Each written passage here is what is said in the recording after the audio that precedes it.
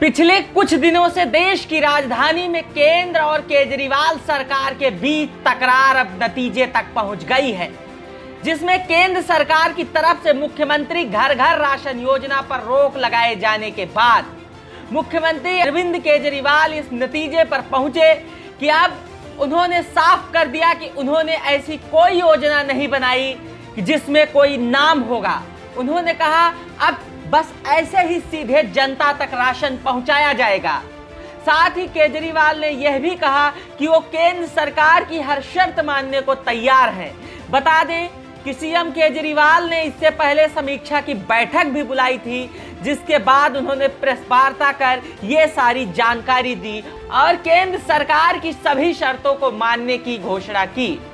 इस दौरान केजरीवाल ने कहा कि उनका 20 साल पुराना सपना था कि गरीबों को साफ सुथरा पानी मिले, आसानी से राशन मिले। जब सत्ता में नहीं थे तब से ही उन्होंने यह सपना देखा था।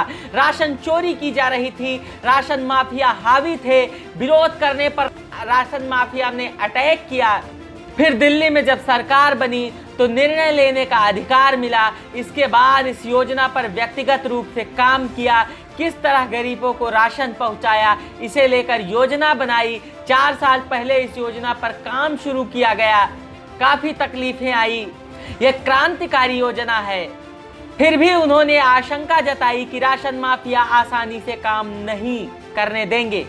केजरीवाल ने यह भी कहा कि वो काम करने आए हैं, क्रेडिट लेने नहीं आए थे।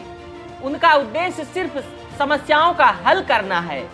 उन्होंने कहा कि पहले राशन के लिए लोगों को परेशान होना पड़ता था, लंबी लाइन लगती थी। अब उन्होंने इसका समाधान निकालते हुए आटा चावल पैक करके घर भिजवाने का फैसला किया। 25 मार्च से ही वो योजना लागू करने वाले थे, लेकिन केंद्र सरकार ने इसे लागू करने से इनकार कर दिया। केंद्र के इस फैसले से उन्हें बड़ा धक्का लगा। उन्होंने कहा कि इस पूरी योजना में क्रेडिट केंद्र का है और काम उनका है। इस योजना का कोई नाम नहीं है।